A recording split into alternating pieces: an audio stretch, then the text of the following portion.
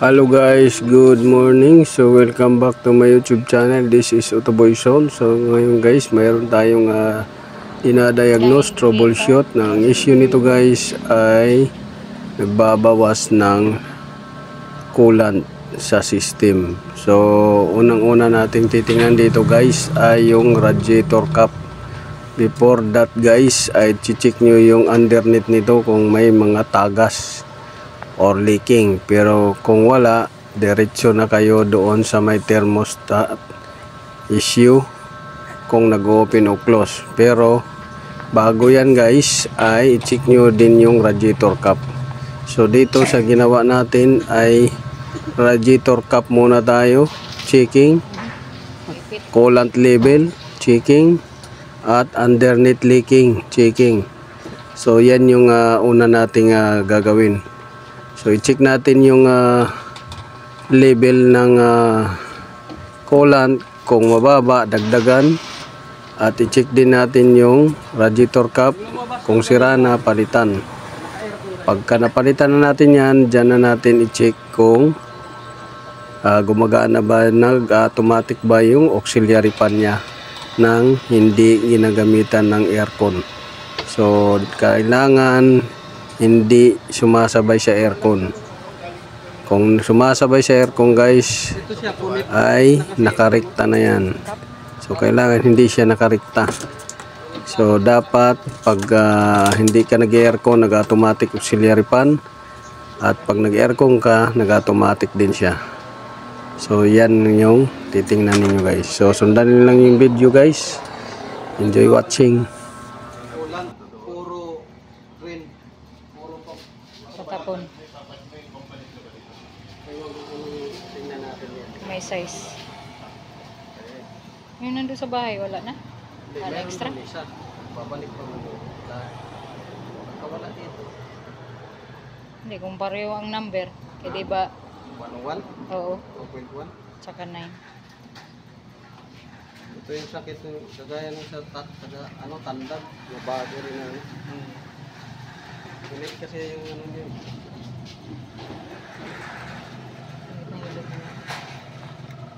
Ano? Kulit to. Kumbaga dyan sumisingaw. Tsaka pisang-pisa na oh. Ang lalim. Grabe yung ano niya. 101 yung bagay mo. 1-1? Tay! Pagkini nga rin. Pati tayo rin. 1-1. Thermostat dito. Ay, dito pa. Meron ka rin ba kulang dyan? Kulang.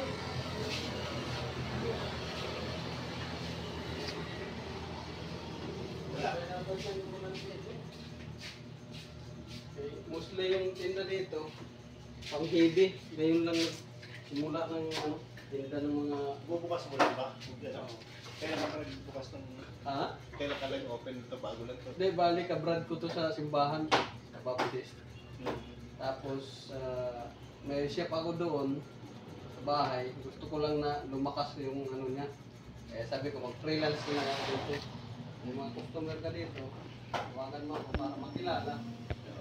Kasi hirap makilala pagka wala kang mekaniko. Oo, kasi mekaniko talaga makilala sa'yo. May mekaniko, laging gusto tayo. Thermostat. Bull. Update lang ano?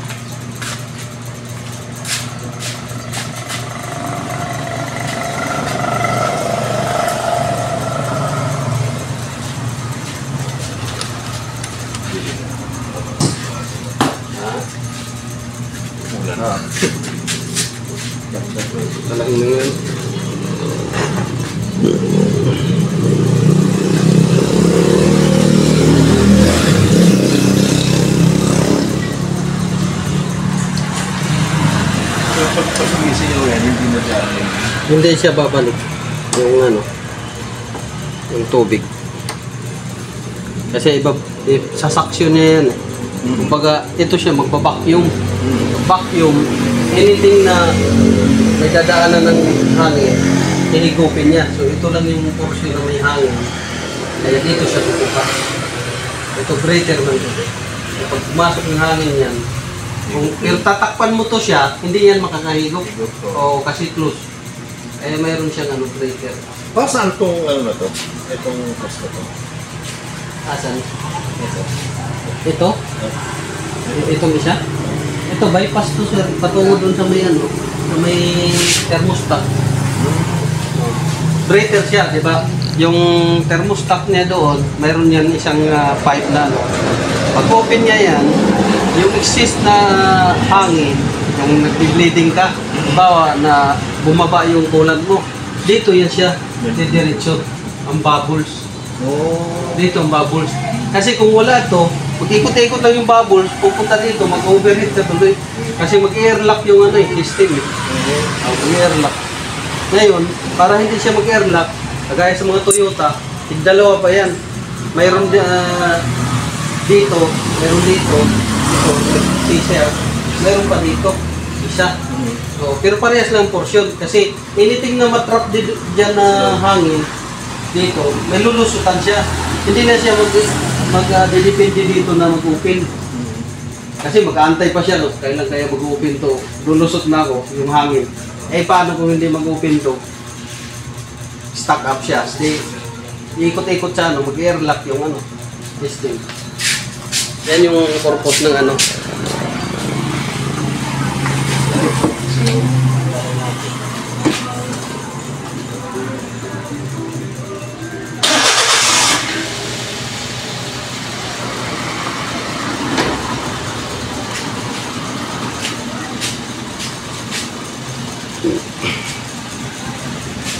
Kasi ito, oh, baon na siya eh.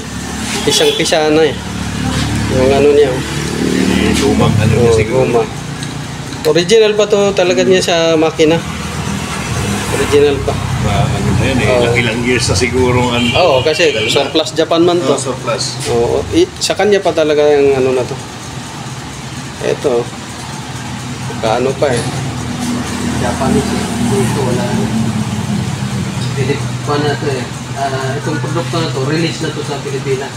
Pagka walang Japanese na video. Saka yan, no? Malalim na yung ano niya. Isa na. Baga. Ito siya, pagka humina naman to, valve niya, yan. Parang stop na. Hindi na yan. Kasi ang aangat to, yung sa gitna eh. Yung gitna na yan ang aangat para mag-release, para makahigop mo yan. Ganito ang kadalasan mga Meron din palang ano yan. Kala ko takip lang. Hindi, mayroon pa Walang purpose. Kumbaga sa makina, may sensor yan. So, ang tawag dyan na ano,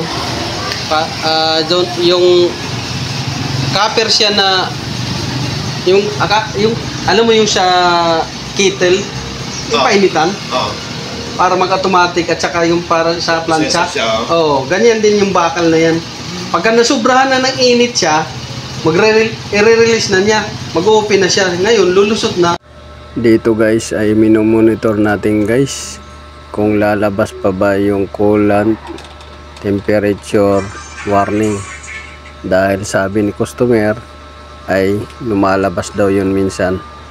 So ngayon, ating observe kung lalabas ba. Sa palagay ko guys, hindi na lalabas yun dahil na-fix na natin yung radiator cap na punit yung guma. At yung low level coolant niya, nadagdagan na rin natin.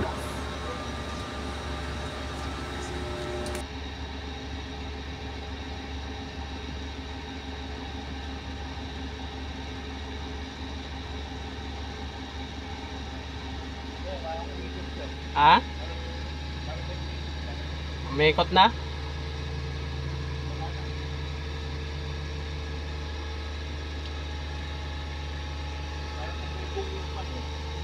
Oo, kay bumaba dito ang minor eh. Wala na ulit. Parang umugong lang yung panay. Ano ba yun? Automatic. Hindi, nakita ko naman doon. Nagkano siya? Bumaba yung minor eh. Pagka mag-ingis yun, lumamig siya.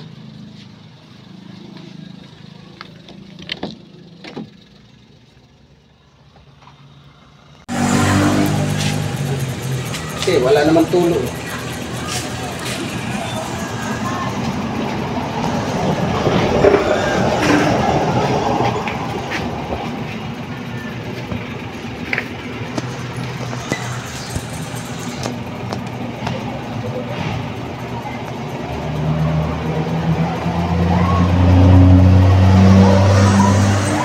Pinalitan na nila ng ano, hindi na original. Alin? Ayan, bago na yung ano, radiator. Bakit? Puro malawak na siguro rin. Bagong radiator na yan. Yan yung mga radiator na ano sa Japan talaga. Kasi ang una niyan, plastic eh. Ang header niya plastic, ito alo. Plastic ang ano eh. Makikita mo yan yung mga unang labas na ganitong unit, plastic ang ano. Kaya kadalasan sumasabog, puputok pagka nag-off yung pag nag-off yung pan, masabog. Parang kay Mang. Yung kay ma'am, kagaya yung sa Honda Fit, mabog yun. Mga matitibay yan ano, pagka ganyan. Yung mga... Saan tulog? wala. Okay nung ano. Ano yan, yung ano nung tawag dito? Ano yan, sumisingaw dito yung kulat niya kaya nabawasan? Hindi. Hindi naman dapat nagbabawasan yung ano yan. Hindi, pagka ito siya, ang ano kasi nito, ang operation nito, kailangan makahold siya ng pressure. Diba ito? Kailangan i-hold niya yung pressure. Sabihin natin na ang pressure ng ano 112 Fahrenheit, 100 degrees centigrade ang ano Celsius, ang boiling point niya. Kailangan ma-hold niya 'yon. Hindi siya mag-open ng advance. Hindi siya mag-open. Kung naka-sit up yung ang limbawa yung thermostat mo naka-sit up siya na is ang opening niya is 85. Ayan, automatic na. So meaning hindi nakarekta. Yung iba kasi rekta. Ikot-ikot. At saka yung iba hindi talaga inantay, no? Ito lang ganyan. Kaya minsan pag takbo, overheat na naman. Yung pala hindi gumagana yung auxiliary fan niya. So kailangan i-prove muna, gaya nito. Bago i-prove natin kung maka-hold ng pressure to kasi hindi yan mag-automatic pagka hindi maka-hold to. Mag-open yan eh. Diretso doon eh. Ngayon, pagka nag-open to, kaya nagbabawas siya kasi hindi pa niya na-reach yung ano dahil defective na, di ba? Dapat ang opening niya is 85. Ngayon, nag-open siya ng 75 pa. Sinukan na niya doon. Isusukan niya. Early siya. Saan na pupunta yung tubig nun? Dito. Pagdating dito, dahil sobrang boiling point na niya, isusuka din niya dito sa breather. Kaya minsan, magtataka ka, bakit nagbabawas yung ano ko? Nagbabawas. So, tapos dito punong-puno dito punong-puno. Kasi yung mga tinatapon dyan, magda-dry up. Hindi, matutuyo. Di ba dapat may bakat? Ba't walang bakat? Natutuyo siya eh. Mainit siya eh. Natutuyo. Pag naihipan ng hangin, natutuyo. Pero magtataka ka, bakit pool dito? Pool. Hindi normal na. Dito na ano. Yan yung operasyon nito. So, pagka hindi siya maka-hold, dapat ang opening niya is 85. 75 pa lang siya, Celsius, nag-open na siya, sinuka na niya doon. Pag suka doon, isusuka din ito. Sa breather. Ngayon, kung ito siya is good, ito siya, good to. Hindi niya isusuka niyan. Ang mag-open yung thermostat. Yung thermostat, ilalabas niya yung mainit na tubig, papuntahin niya dito sa radiator. Ito, lagi ito lang ito naka-close. Kasi, safety valve to na para hindi sumabog yung radiator. Ang thermostat naman, safety valve para hindi mag-crack yung makina. So, yan yung trabaho na ito, safety valve to para sa radiator. Kasi kung hindi ito mag-open, gano'n na, bloated na. Parang, sasabog na siya. Parang kagaya yung, yung sa Honda Fit, ang radiator ang sumabog.